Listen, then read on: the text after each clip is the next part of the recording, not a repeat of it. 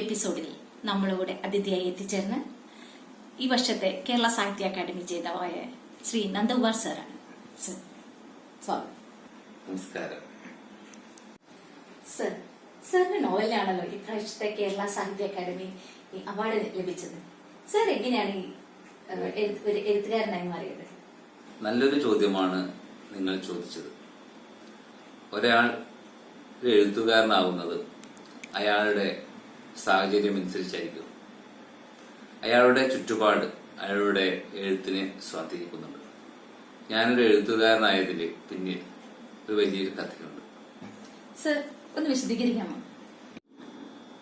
ഏതാണ്ട് ഒരു 20 വർഷം മുമ്പത്തെ കാലം ഞാൻ ഓർക്കുകയാണ്.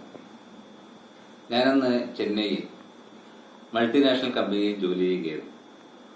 COVID-19 എന്ന് പറയുന്ന മാരക രോഗം വ്യാപിച്ചിരുന്ന കാലം.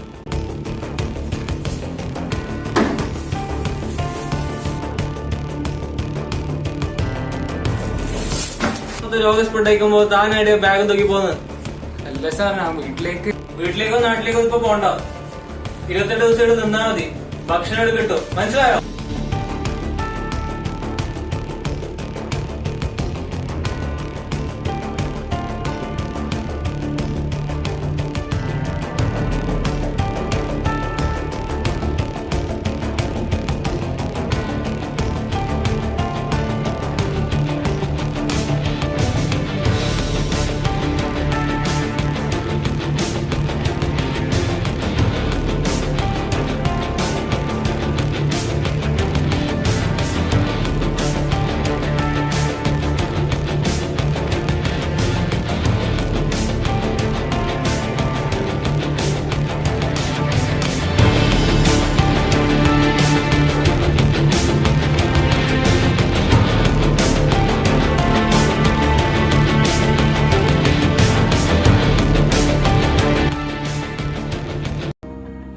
വായിക്കാൻ താല്പര്യമുണ്ടെങ്കിൽ ഇനിയും ഇതേപോലെ പുസ്തകങ്ങൾ തരാം.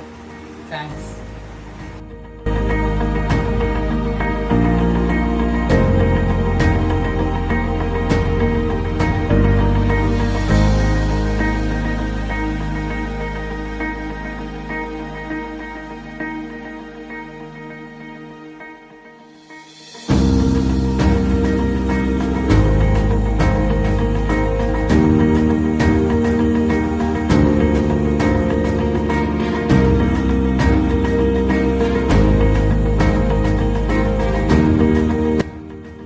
പെരുമാറ്റം തന്നെ വിഷമിപ്പിച്ചിട്ടുണ്ടാവാം, പക്ഷെ അത് നിനക്കും നമ്മുടെ സമൂഹത്തിനും വേണ്ടിയിട്ടാണ്.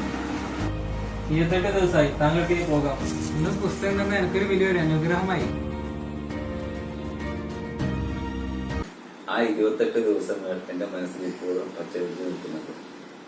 COVID-19 എന്ന മഹാമാരി ലോകത്ത് വലിയ നാശം വിതച്ചപ്പോൾ രോഗത്തിന്റെ പേരിൽ, എനിക്ക് രോഗം ഉണ്ടായിരുന്നില്ലെങ്കിൽ രോഗത്തിന്റെ പേരിൽ ഐസൊലേഷൻ വാർഡിൽ പോകേണ്ടി വന്നു. അപ്പോൾ അവിടെ ആശുപത്രി ജീവനക്കാരനായ ഗോപി എന്ന ചെറുപ്പക്കാരൻ എന്റെ ബോറടി മാറ്റാൻ വേണ്ടി നല്ല കുറച്ച് പുസ്തകങ്ങൾ നൽകി. ഇന്ന് ഞാൻ നന്ദിയോടെ സ്മരിക്കുകയാണ്. വായനയുടെ വിശാല ലോകത്തേക്ക് എന്നെ കൈപിടിച്ചുയർത്തിയത് ആ പുസ്തകങ്ങളാണ്. തുടർന്ന് അല്പസ്വല്പം ഞാൻ എഴുതാൻ ആരംഭിച്ചു. പിന്നീട് എഴുതാനുള്ള ഒരു ധൈര്യം എനിക്ക് നൽകിയത് അന്നത്തെ ആ വായനയായിരുന്നു. ആ വലിയൊരു പ്രശ്നത്തിന്റെ ഇടയിലും ഇങ്ങനെയുള്ള ചില നല്ല കാര്യങ്ങൾ പലർക്കും ആ കോവിഡ് കാലം നൽകിയിട്ടുണ്ടെന്ന് എനിക്കിപ്പോൾ പറയാൻ വേണ്ടി സാധിക്കും. വായനയെ കുറിച്ച് പറയുമ്പോഴും എഴുത്തുകാരനെ കുറിച്ച് പറയുമ്പോഴും എനിക്ക് ആ COVID-19 കാലത്തെ കുറിച്ച് പറയാതിരിക്കാൻ വയ്യ. നന്ദി.